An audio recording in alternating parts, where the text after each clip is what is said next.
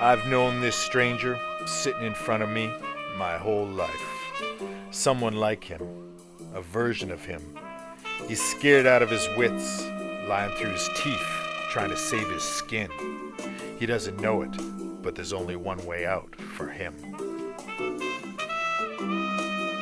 He prattles on, and I let him ramble, telling me what he thinks I want to hear. I listen, waiting for the real story to roll off his tongue. Nothing surprises me. I've heard it all before. Hard luck tales of woe to make you cry, reasonable explanations that leave you doubting, and sore excuses that make you shake your head. It all amounts to the same thing. It's just a lie a man tells when he thinks he's trying to save his neck, and it won't make any difference at all. Some of these stories, though, they can get to me. No, really, I'm not a monster. Though it doesn't stop me from doing my job. It's what I do, and I do it well. At first, I overlooked this guy as the romantic type. That's on me, my mistake, stereotyping. But really, what man doesn't see himself as a lover boy? Even this mope. I want to hear about the girl from his lips. I need him to be clear before we move forward, before we get closure. I'm starting to get impatient. That's not good for him. He set events in motion that he has to answer for, and I'm here to bring those events to their proper end. He's hesitating, and then he gets complicated, and then he lets it drop. He tells me about the skirt, trying to be casual, disinterested, but he slips in words not normally in his vocabulary, like funny, smart, talented, and beauty. That seals it. There's no going back. I wonder if he knows it. I do an assessment, dispense a little advice, explain my point of view. I let this mope know that a skirt complicates things, limits his choices. He has some decisions to make, and that's why I'm here, to help him make the right ones. I think he gets it. He doesn't have anything to say, but he seems receptive. There's someone else involved now. I make him understand that he is not alone in this anymore, and there can be repercussions. He goes stony-faced, silent, wishing me away. He's playing tough. That's good. He shows some backbone, even if it is the wrong place, wrong time. Now, he's just being stubborn, and that act gets old fast. I need him to make the call. A short conversation, no apologies, simple. He could hang up the receiver, and after a bit of housekeeping, I could go home. But now, instead of just being irritating, he's become difficult. I don't like difficult. I make him understand that I know all about her. I know where she lives. I know what she likes. I know how she thinks.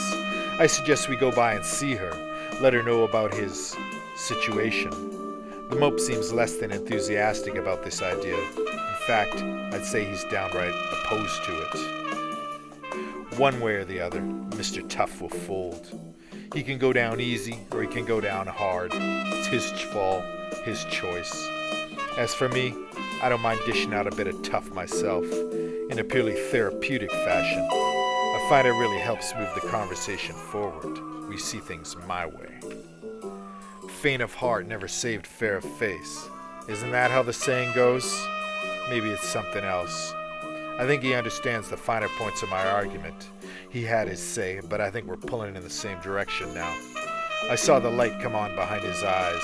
It could sting a little bit, realizing the error of your ways. My patience is wearing thin. He's proven an uncooperative bit of work, refusing my reasonable request. He needs to make the call, or it's over, done. If he won't dial, I'm taking him for the long ride. Is one easier than the other? For me, yeah. For him, there is no difference. He's tied to his fate. He makes himself comfortable. He knows now that it didn't have to be this way. But here we are, and it has to play out. We both understand that he put himself in this position. I tell him to think about his mistakes. Now would be a good time to take stock. It did not have to begin this way, but has.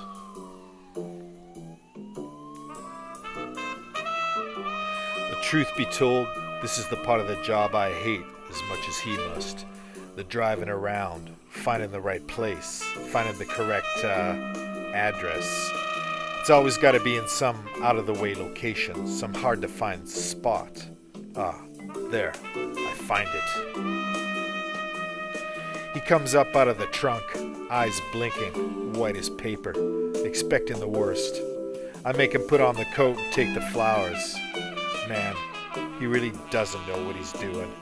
This guy is stunned, a fish out of water. I have to push him down the walk, right up to the door. Looking less than inspired, the mope finally musters his courage and knocks. His fight-or-flight response kicks in. To his credit, he decides to fight. And so he stands, tongue-tied and knock-kneed, hoping there's no one home. His eyes roll in his head, and spooked, he's about to run when the door opens, and it's like a light goes on. It's all smiles and laughs. The mope may actually possess some charm. Will wonders never cease? Well, it didn't have to begin this way, but it has. I guess it's as good as any. I'm finished here. My job is done. Time to go home. Sometimes, when it comes to love, you gotta be hard-boiled.